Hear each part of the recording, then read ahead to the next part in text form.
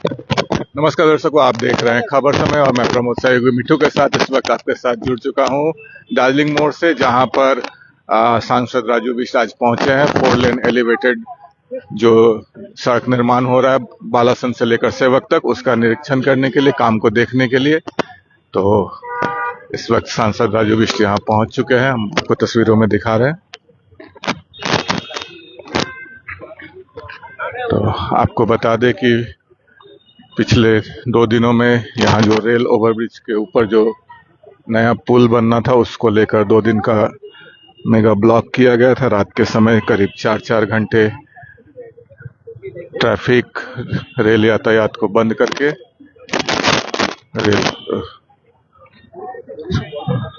Railway track के ऊपर जो पुल बनना, उसका गार्डर स्थापित किया गया। तो इस वक्त तस्वीरों में आप देख सकते हैं सांसद राजू बिष्ट और NHAI के अधिकारी।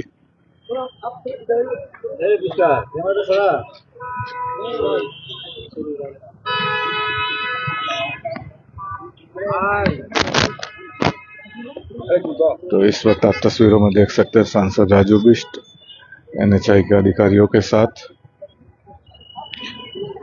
जो 4 लेन एलिवेटेड सड़क का निर्माण हो रहा है बालासन से सेवक तक, उसकी वर्तमान स्थिति की जानकारी लेते हुए, निर्माण कार्य किस स्टेज में पहुंचा है उसकी जानकारी लेने के लिए और आगे क्या कुछ काम होने हैं उस संबंध में जानकारी लेते हुए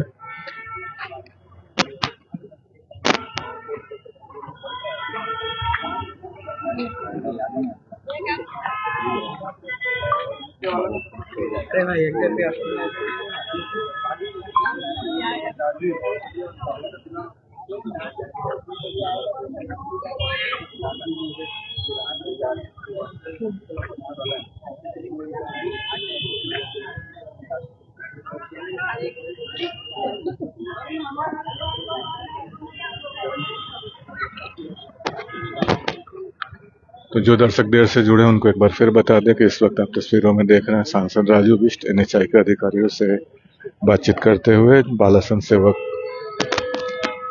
एलिवेटेड हाईवे कॉरिडोर के संबंध में। और इसकी कुल लंबाई लगभग 14 किलोमीटर है, जिसमें 11.77 किलोमीटर का स्ट्रेच बालासन से सेवक मिलिट्री स्टेशन तक बनना है और अनुमानित लागत जो इसकी है लगभग 1400 करोड़ रुपए है। और काम काफी तेज गति से चल रहा है जब से प्रारंभ हुआ है। और पिछले 2 दिनों में जो दार्जिलिंग मोड़ का रेल वे ट्रैक है, उसके ऊपर जो नए पुल का हिस्सा बनना है, उसके निर्माण को लेकर मेगा ब्लॉक किया गया था ताकि उसके ऊपर गार्डर चढ़ाया जा सके।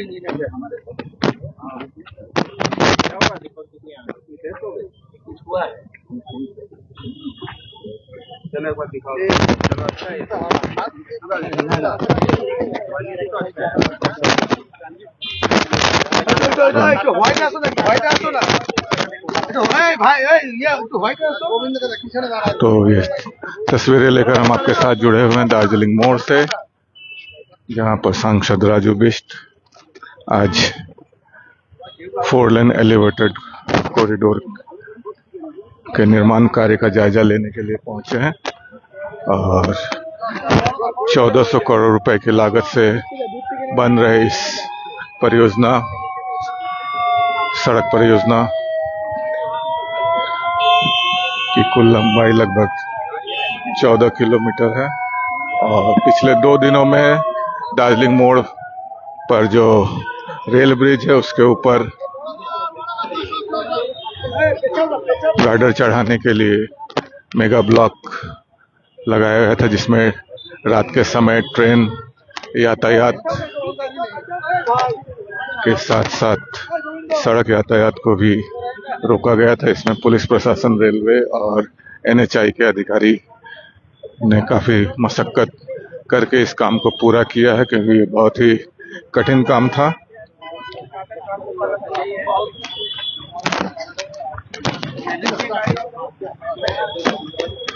तो इस वक्त हम आपके साथ जुड़े हुए हैं दार्जिलिंग मोड़ से, जहां पर 4 लेन एलिवेटेड कॉरिडोर के निर्माण का कार्य चल रहा है।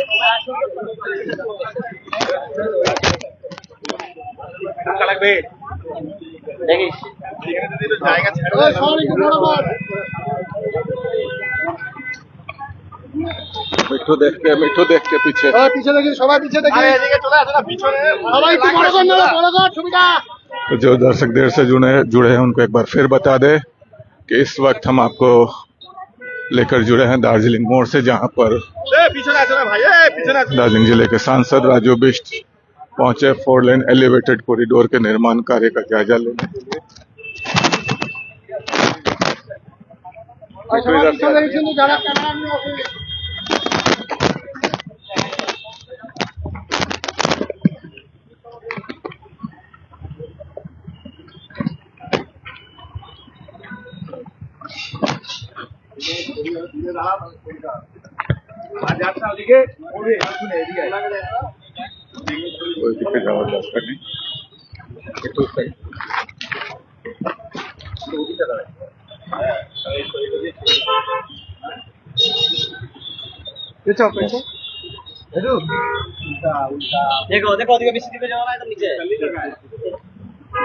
तो मैं मिठू से कहूंगा कि ये रेलवे पुल के ऊपर जो गार्डर चढ़ा गया है उसकी तस्वीरें भी दिखाएं। तो ये पिछले 2 दिनों में इस गार्डर को रेलवे ट्रैक के ऊपर मेगा ब्लॉक के जरिए स्थापित किया गया है। उसकी लाइव तस्वीरें लेकर हम आपके साथ जुड़े हैं दार्जिलिंग मोड़ से, जहां सांसद राजू बिष्ट निर्माण कार्यों का जायजा लेने के लिए पहुंचे हैं। समय समय पर राजू बिष्ट कार्य का जायजा लेने के लिए यहाँ आते रहते हैं।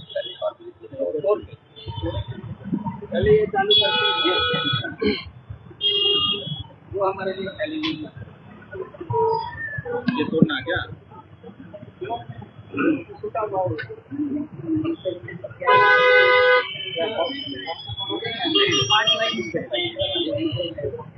रेल भी होगा।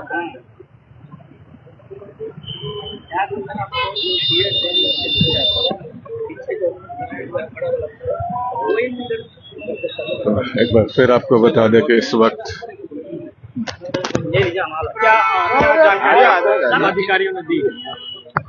आने दो सबको, बहनों को भी आने दो। अभी आरक्षण मिला है उनको 33% भैया। चलिए, आप सब मीडिया के साथियों का मैं अभिनंदन हूँ। आप सब यहाँ पे पधारे हैं और इस समय हम सब लोग दार्जिलिंग मोड़ पे बीचों बीच खड़े हैं, क्योंकि ये बालासन नदी से सेवक आर्मी कैंट तक का जो रोड है, लगातार इसका काम जारी है और प्रोग्रेस बहुत अच्छा है। शायद इस रास्ते को हम इससे ज्यादा पहले भी पूरा कर सकते थे, लेकिन आपको जानकारी में है ही, ये रनिंग ट्रैफिक होते हुए जो है काम करना बड़ा कठिन रहता है। कभी भी एक दिन के लिए भी यातायात को रोका नहीं। और आज भी मैं इस रोड का परीक्षण करने के लिए निकला था, पार्टिकुलरली दार्जिलिंग मोड़, क्योंकि सबसे ज्यादा ट्रैफिक और जाम की समस्याएं इसी दार्जिलिंग मोड़ पे रहती है। और तमाम वाहन तो है ही, उसके अलावा भी रोजाना करीब 1000 बस के 800 से 1000 बस जो है स्कूल बस भी आना जाना उनका रहता है। लोगों को बहुत परेशानी होती है और मैं मोदी जी का आभारी हूं कि उन्होंने 1000 करोड़ रुपए जो सैंक्शन किया, उसके लिए मैं समस्त सिलीगुड़ी, दार्जिलिंग, तराई डूवर्स की जनता की ओर से उनका आभारी रहूंगा, ऋणी रहूंगा। और इस पूरे रोड के अंदर में कोई टोल टैक्स कलेक्शन भी नहीं रहेगा। ये जनता के लिए जो फ्री ऑफ कॉस्ट में रोड बन रहा है। तो मैं आपके समक्ष दार्जिलिंग मोड़ का कुछ अपडेट रखना चाहूंगा। और मेरे पीछे आप देख ही रहे हैं जो आरओबी है, कल ही यहाँ पे एक ब्रिज लगा है। तो अगले 45 दिन से लेकर के 2 महीने के अंदर में ये दार्जिलिंग मोड़ की जो ट्रैफिक की समस्या है वो समाप्त हो जाएगी, क्योंकि दार्जिलिंग मोड़ का जो जंक्शन है हम समझ सकते हैं, यहाँ एक तरफ दार्जिलिंग से ट्रैफिक आता है, माटीगाड़ा से आता है और आगे कालिम्पोंग और सिक्किम जाता है, और मेरी दाहिने तरफ जो है सिलीगुड़ी शहर की तरफ हम जाते हैं। तो पूरा ये जंक्शन है। तो यहाँ पे 2 लेवल का 2 टियर की जो है रोड बन रही है। एक रोड वो है जो माटीगाड़ा से जो आती है वो सेम लेवल पे जो ऑलरेडी जो एग्जिस्टिंग रोड है उसी के लेवल पे इस तरह के 2 ब्रिज रहेंगे, 4 लेन का यहाँ पे रोड बनेगा, और जिसकी हाइट जो है जमीन से लेकर के यहाँ तक करीब जो है 10 मीटर के आसपास रहेगी। और एक दूसरी टियर की रोड होगी जो उसके ऊपर से आएगा, यानी उसकी हाइट करीब 17 साढ़े 17 मीटर की रहेगी। तो एक हिसाब से 2 जो है दार्जिलिंग मोड़ को क्रॉस करने के लिए 2 लेवल की सड़क बनेगी, एक 10 मीटर की लेवल पे एलिवेटेड और एक जो है 17.5 मीटर की लेवल पे बनेगा। और जो दार्जिलिंग की तरफ से जो ट्रैफिक आता है उसको यहाँ के जंक्शन में बाकी ट्रैफिक के साथ उसको जूझना नहीं पड़ेगा। जो दार्जिलिंग की तरफ से पहाड़ से जो ट्रैफिक आएगी वो सीमलेसली यहाँ से जो है आगे जो है चंपासरी सालूगढ़ा की तरफ जाने के लिए उसको जो है 16 मीटर का उसको जो है जगह मिलेगी। तो मतलब इंजीनियरिंग का बहुत ही आधुनिक टेक्नोलॉजी को उपयोग करते हुए और क्वालिटी का पूरा ध्यान रखा गया है कि जो भी सड़क बने वो उच्च क्वालिटी का बने। इस बात को ध्यान में रखते हुए सभी इंजीनियर, ठेकेदार और सभी हमारे NHPWD के सभी अधिकारी लोग लगे हुए हैं। और जो है मुझे पूरा विश्वास है अगले 45 दिन से 2 महीने के अंदर जो मेन ट्रैफिक का जो समस्या था उससे हमें मुक्ति मिलेगी, और पूरा जो सड़क है एलिवेटेड रोड है वो अगले साल मार्च तक बन करके पब्लिक के लिए रेडी हो जाएगा। लेकिन अगले 2 महीने के बाद इस पूरी सड़क के अंदर में जो ट्रैफिक की जो मेन समस्या रहती थी उससे लगभग जो 80% हम सबको मुक्ति मिल जाएगी। यही अपडेट आपके समक्ष जो है जनता को रखना था। आप सबका बहुत बहुत धन्यवाद। दादा, सीएम से बार-बार उल्लेख किया जाता है कि बीजेपी यहाँ पे काम नहीं कर रहा है। देखो, टीएमसी तो बर्दवान रोड का जो फ्लाईओवर 10 साल हो गया और उसमें भी 42 करोड़ रुपया CRIF केंद्र सरकार का फंड दिया। तो गौतम देव जी 10 साल में तो और 1 किलोमीटर से भी कम का जो है वो ROB ओवरब्रिज नहीं बना सके, तो वो हमको जो है ज्ञान दे। मुझे लगता है ये उचित नहीं है। आपके सामने है कि बीजेपी सरकार क्या कर रही है या आपका सांसद क्या कर रहा है। और ये एलिवेटेड रोड बहुत तेजी के साथ दिन प्रतिदिन काम चल रहा है बगैर ट्रैफिक को रोके। बर्धमान रोड में तो आप फ्लाईओवर में नहीं चढ़ सकते, लेकिन यहाँ तो बगैर ट्रैफिक को रोके रनिंग ट्रैफिक के बावजूद भी जो है लगातार तेज गति के साथ काम चल रहा है। और गौतम जी जिस देरी की बात कर रहे होंगे क्योंकि कुछ जमीन जो है उनको हैंडओवर करना था, उसमें करीब 1 साल उन्होंने ज्यादा लिया। हकीकत ये है, बल्कि इस रोड के उद्घाटन में मैंने उनको भी बुलाया था और इस बात का दर्द उनको भी होना चाहिए अगर देरी हो रही है। तो मुझे लगता है नेताओं को सिर्फ टिप्पणी करना, बयानबाजी करना और चुनावी फायदे के लिए जो है बयान देना, मुझे लगता है जनता भी सब समझती है। और कौन धरातल में जो है जनता के लिए काम करना चाहता है, कौन हवा मिठाई जो है बांटना चाहता है, ये सिलीगुड़ी की जनता ने बहुत लंबे समय से देखा है। और जहां तक गौतम देव का सवाल है, मुझे लगता है उनको तो ना ही बोलना ज्यादा अच्छा है, क्योंकि आपका करीब 40 साल से ज्यादा राजनीतिक कैरियर में आपने सिलीगुड़ी को कुछ नहीं दिया, बल्कि CPM के समय थोड़ा बहुत काम हुआ, वो अशोक भट्टाचार्य जी की देन है। प्रधानमंत्री से आपने मुलाकात की, क्या कुछ बातचीत हुई बंगाल को लेकर? देखिए, पिछले 3 दिनों में लगातार मैं प्रधानमंत्री जी से मिला, गृह मंत्री जी से मिला, वित्त मंत्री से मिला। प्रधानमंत्री जी से मैंने तमाम जो 60,000 करोड़ के काम चल रहे हैं उसका पूरा अपडेट दिया और उनको मैं धन्यवाद भी दिया जनता की तरफ से। और 1987 के बाद आज दार्जिलिंग पहाड़ में कोई भी प्रधानमंत्री, देश का प्रधानमंत्री नहीं आया। तो इस बार मैंने विशेष उनसे आग्रह किया है कि इस बार जो है दार्जिलिंग पहाड़ में भी प्रधानमंत्री के नाते आए। तो उन्होंने कहा है कि वो जरूर जो है प्रयास करेंगे और मुझे लगता है जल्दी हमारे बीच प्रधानमंत्री जी पहाड़ में भी आएंगे। और बाकी जो क्षेत्र की अन्य जो समस्याओं के समाधान के लिए केंद्र सरकार लगी हुई है, आकांक्षाओं को पूर्ति करने के लिए, उन सभी बातों के बारे में भी बात की। गृह मंत्री जी से भी बात किया। फिर वित्त मंत्री जी से मैं मिला था। कुछ सिलीगुड़ी के कुछ इश्यूज थे, जितने भी यहाँ पे जो है कुछ इलीगल कारोबार हो रहा है, उन सब विषयों में भी चर्चा हुई। और विशेष करके चाय बागान को लेकर के वित्त मंत्री जी से मैंने निवेदन किया है कि केंद्र सरकार ने 1000 करोड़ का बजट 2023-24 के बजट में आवंटन किया था, आप सबकी जानकारी में भी है। और टीएमसी सरकार बार बार ये कहती है कि वो 1000 करोड़ रुपए केंद्र ने नहीं दिया। मैं आपके माध्यम से फिर सार्वजनिक को जानकारी करना चाहूंगा। 1000 करोड़ में से करीब 600 करोड़ रुपए आसाम को दिया गया और उन्होंने श्रमिक, विशेष करके महिलाओं और बच्चों के उत्थान के लिए उन्होंने उपयोग भी कर लिया और अतिरिक्त फंड का वो डिमांड भी कर रहे हैं। 325 से 400 करोड़ रुपया पश्चिम बंगाल को दिया था, लेकिन पश्चिम बंगाल सरकार ने आज भी उस फंड को नहीं यूज किया और ना ही श्रमिकों को दिया, क्योंकि टीएमसी को, ममता दीदी को यह डर है कि हर श्रमिक के खाते में 10,000 रुपए पहुंच जाएगा तो मुझे लगता है मोदी जी पॉपुलर होंगे, इस बात का डर होगा। लेकिन मोदी जी ऑलरेडी देश भर में लोकप्रिय है। मुझे लगता है श्रमिक का पैसा नहीं मारना चाहिए।